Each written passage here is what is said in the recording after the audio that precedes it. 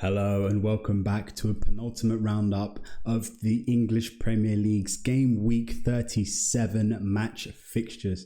We have some crackers here to review, and we're going to be giving you the brief storylines of all of the fixtures of this weekend. Before going into that, hopefully you guys are enjoying the content somewhat. We're making shifts and changes to try and get the tweaks and little niggles right, but hopefully you guys are providing valuable feedback to some of the early content and looking forward to some of the newer stuff that we'll be doing. So I appreciate likes, subscriptions, and if you do have friends interested in the English Premier League and wanting to hear more, a share would be much appreciated. So let's begin. We did miss Newcastle's 4-1 victory over Brighton yesterday, the early midweek fixture. It was a 4-1 run out for the Magpies, who look to further cement their place in the Champions League next year. Again, having had a fantastic campaign, this 4-1 victory over Brighton really does cement how dominant they've been. Again, with that bedrock defense that Eddie Howe has built with the Newcastle team, they look a great prospect for the challenging position for the English Premier League team next season, and with obviously the added investment, look very likely to set a strong title charge for the league leaders Man City in their campaign to secure yet another Premier League win next season. Brighton, however, coming off a massive win against the Arsenal, which we will quickly gloss over. While we're at the races, we're not able to convert all of their chances and unfortunately came out of this game second best. It looks as though Brighton are almost set to secure Europa League competitions next year, which will be a fantastic result for an unbelievable season. No doubt they will be investing heavily, and we expect much rotation in their squad with transfers both in and out, given the status of some of the players and the rise of the popularity of a number of their squad. So the first fixture to cover this weekend is going to be Tottenham versus Brentford. We're expecting fireworks in North London.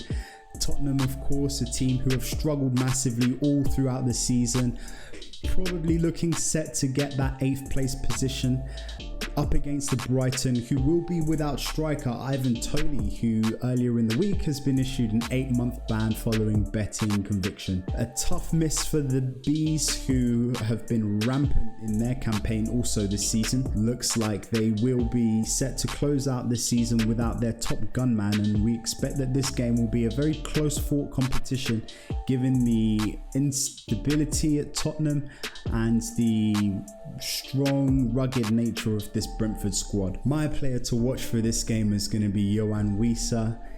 He has racked up a tally of 6 goals this season, and when called upon, been a very reliable servant in place of the missing striker Ivan Toney. Tottenham look set to end their campaign potentially with an 8th place finish outside of the European spots, and are set to begin their rebuild next season following the absence of a stable manager. The search for a manager continues as Daniel Levy enters the market to find what will be a coach who will be capable of rebuilding this Tottenham squad. In the second fixture to cover, Manchester travel over to Bournemouth. Bournemouth now bounce into this game off the back of back-to-back defeats against the Manchester United team, who look very determined to close out that 4th spot for Champions League qualification next season. Manchester United have been very turbulent and at this point look set to close out a somewhat mediocre season with a FA Cup final against City looming large. Admittedly here, a trophy for Manchester United and 4th place finish would more than likely represent an excellent finish for Erik ten Hag's debut season with the team, as he looks set to begin the process of rebuilding this great team and making some very formidable additions in the summer. Bournemouth, the squad who've been excellent in transition and showed great ingenuity in their set piece play, will likely concede a lot of possession to Manchester United, who in and of themselves aren't very formidable when it comes to keeping the ball and maintaining that play. However, Manchester United have seen a slight resurgence in the form of a number of players in their squad. So for my player watch, I expect that Marcus Rashford will be influential in this game. I think he will look to close out his campaign following his addition to the Premier League team of the season, hopefully with a goal and an assist or two. And I expect that this will be a game that he will thrive in. Fulham visit Crystal Palace in the next fixture. They come into this game following the sinking of Southampton. They saw the return of their leading striker Mitrovic, who earned himself a spot on the goal sheet. Very likely he will be in form again and also looking to close out what has been a fantastic season for him and the Whites. Crystal Palace beat Bournemouth, and while they prospects look like there are very little on the horizon for them to charge for this season, it's very likely that Hodgson and co will be looking to again close out the season with a strong performance, and very likely they will have a number of their squad players in the shop window, notably Wilfried Zaha, who will be out of contract in this summer, Michael Olise, who's garnering a lot of interest from a number of teams including PSG, and Eze, who has been in fine scoring form and recently found great success in providing that midfield play that it looks that Crystal Palace have been needing for a long while. With Eze's fine form, hitting that double-digit goal tally, I expect that he's going to once again close out this season with some fine performances, and I expect him to be the player to watch for this particular fixture. And it's hard to look past the leading gunman for Fulham, as Mitrovic is going to be my election for their player watch. This will likely be a very fiery London affair, one in which Fulham come in with a record of having lost 8 out of their last 11 London derbies. I expect that this will probably make up for what is going to be my fixture of the weekend, a fiery derby between the West London and South London teams, so I expect this to be one to watch. Aston Villa visit Liverpool in the next fixture for us to cover.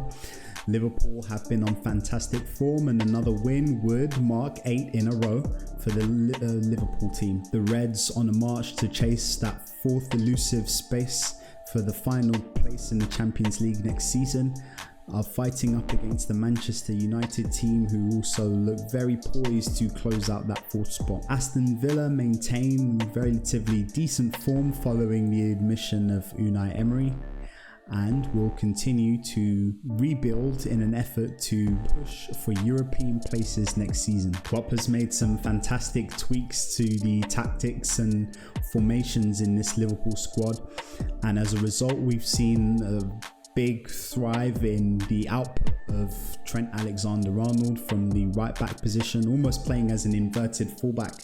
He's provided a number of assists in recent games in this campaign, and I expect that Trent Alexander-Arnold will very likely be the player to watch for this particular fixture. Wolves versus Everton is the next fixture to cover. Everton sit 1 point above the relegation zone with 2 games left to play. A tough fixture for them to compete against 13th place Wolves, who in and of themselves have had a relatively mediocre season also. Both teams come into this fixture off the back of losses. Wolves 2-0 to Manchester United and Everton 3-0 to Manchester City will both be looking for an opportunity to bounce back and provide their fans with a much needed boost going into the final games of the season. A tough choice for player watch for this particular game, however my selection is going to be Ruben Neves, a player who has been linked with moves to various teams in La Liga, an experienced midfielder who leads the goal tally for Wolves, a team who have struggled to find goals in their team this season. I expect that Ruben Neves will also be looking to put himself in the shop window for a potential big transfer. As he pushes close to that 30 mark, it's very likely that his next move will likely be his most important move in his career at this moment in time, so I expect that he will be a very interesting player to watch for this particular fixture. The Arsenal visit Nottingham Forest. Nottingham Forest ride into this fixture with a win over Southampton and then the 2-2 draw at Chelsea. A very entertaining fixture last weekend. A win here could secure their place in the English Premier League for next season's campaign, so there'll be much to fight for up against an Arsenal who more than likely will have very little to play for, given the permutations that will allow Manchester City to win this campaign. Arsenal follow this result with a destructive 3-0 loss against Brighton, having lost Gabriel Martinelli and Zinchenko to injuries following the long-term injuries of Saliba and El Neni. Both teams will also look to provide entertainment for their fans, so it is very likely that this will be a hotly contested fixture with much to play for at least one of the sides. As mentioned in last week's roundup, Martin Odegaard looks to complete the record for the highest goal-scoring midfielder with non-penalty goals if he finds the net in this particular fixture. However, my selection for this player watch is going to be Awoniyi. He had a great performance against Chelsea in his last game, and I expect that he will be looking to bully and bash the two Arsenal centre-backs who have had long-standing troubles with big physical strikers. While not the game of the weekend in my particular opinion, I do expect this fixture to be a close-fought one, with motivations varying between the two clubs. 3 fixtures on Sunday to cover, and the first of which will be West Ham versus Leeds. West Ham have secured their place in the Europa Conference League final following victory over AZ Alkmaar. Large speculation continues over midfielder captain Declan Rice, with Arsenal preparing a 92 bid according to various sources across Europe. Leeds have yet to see victory under short-term manager Sam Allardyce following a 1-1 draw against Newcastle. They do sit 18th place in the Premier League, and a loss here would almost certainly spell doom for their English Premier League campaign. Leeds have scored exactly once in their last 4 Premier League away games. They will be without defender Junior Firpo. However, my selection for player watch will be Pablo Fornals. He has shown steady form in the final moments of this season's campaign, and I expect that he will be also looking to close out his campaign this year with a strong performance. Brighton face Southampton in the next fixture. Southampton, already confirmed and consigned to relegation, will more than likely be on the beach at this moment in time in the season. However, Brighton come into this fixture with wins sandwiched in between a loss, showing very up and down form. The Seagulls remain in contention for the Europa League spot as they sit in 6th position with 3 games remaining left in this year's campaign. Many eyes will be on young Southampton midfielder Romeo Lavia, who has had a fantastic breakout season this year. However, my selection for this game's player watch will be McAllister, World Cup winner. Again, a player with a number of transfer links to various clubs, both domestically and internationally. Alex McAllister has had a fantastic season and looks set to equal Glenn Murray's midfielder Premier League goal scoring record for the Seagulls. The final fixture here to cover on Sunday will be Manchester City versus Chelsea. Manchester City could potentially secure the title even before having kicked the ball, depending on the result between Nottingham Forest and Arsenal.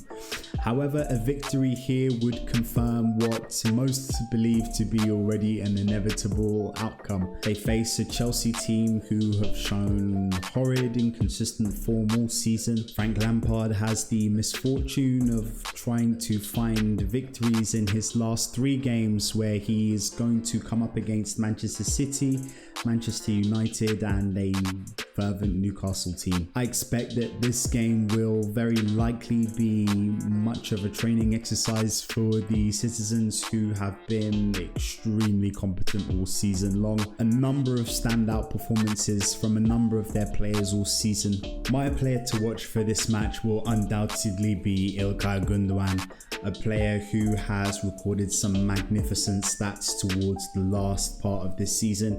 Most definitely 8s across the board in each of his last 5 fixtures. Gündoğan banked 2 goals against Leeds, an assist against Madrid away, and then another 2 goals and an assist against Everton in their last 5 games. He's been in tremendous form this season and will undoubtedly go down in Manchester City history as an icon, a hero, a great, a player that they will sorely miss should they not find a resolution to his impending contract end. The last fixture to cover here will be Newcastle versus Leicester. That is our Monday night fixture. Leicester here could find themselves relegated if they fail to seek a victory here against the Magpies. Newcastle once again look set to close out this year's campaign with a third place finish. As mentioned at the beginning, Newcastle closed out a 4-1 victory against Brighton and will more than likely see themselves victorious in a fixture against the very lackluster Leicester team. This Leicester squad has massively underperformed this season, very likely due to a multitude of factors. Leicester find themselves on a 7-game winless run, and I expect that we will more than likely see this run continue with this fixture in mind. My player to watch for this fixture will be Dan Burn. He's had a fantastic defence.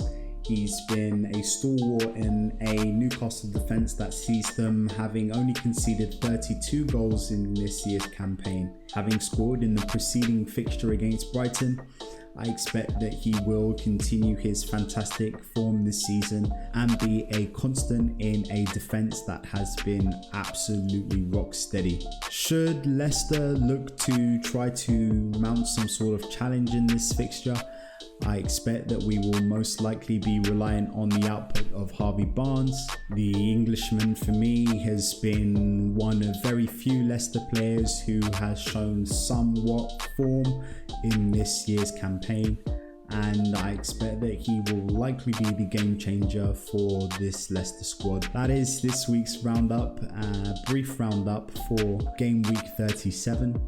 As mentioned during the video, I expect that this week's game to watch will be Fulham versus Crystal Palace. Being a Londoner myself, I expect a fiery affair between two clubs who both will have much to show and much to play for in this fixture. Thank you guys for watching. I really appreciate your viewership, and let's look forward to a fantastic weekend of football.